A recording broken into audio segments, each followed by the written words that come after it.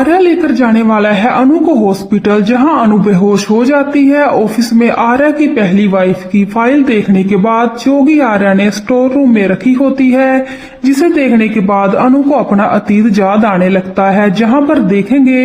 Diwali celebration के बाद आर्या अनु को अपने घर पार्टी में इनवाइट करता है। हर्षवर्धन और मानसी की सेकंड एनिवर्सरी होती है, जिसके बाद देखेंगे अनु जब ऑफिस जाती है, जहां अनु को ऑफिस के स्टोर रूम में भेजा जाता है कुछ फाइल्स लेकर आने के लिए। वहां जाने के बाद अनु जब फाइल्स चेक करती है तो उसके हाथ एक ऐसी फाइल लगती है जो कि उसकी जिंदगी के साथ जुड़ी होती है, और जैसे ही अनु उस फाइल को खोलकर देखती है तो उस पर आर्या की पहली वाइफ राजनंदिनी के रिलेटेड कुछ लिखा होता है, जहां राजनंदिनी के साइन भी होते हैं। तो जैसे ही अनु उस पेज को पढ़ती है तो उसे अपने अतीत की बहुत सारी बातें याद आने लगती है, जहां उसे याद आता है कि उसकी पहले शादी हो चुकी है और आर्या के घर की तस्वीरें अनु को दिखाई देती है, जिसके चलते उसे आर्या भी दिखाई देने लगता है कि जैसे आर्या सर के साथ उसका बहुत पुराना रिश्ता हो, जिसकी वजह से अनु के दिमाग पर बहुत जोर पड़ता है और वो बेहोश हो जाती है। जिसके बाद जैसे ही आर्या को पता चलता है कि अनु अचानक बेहोश हो गई है,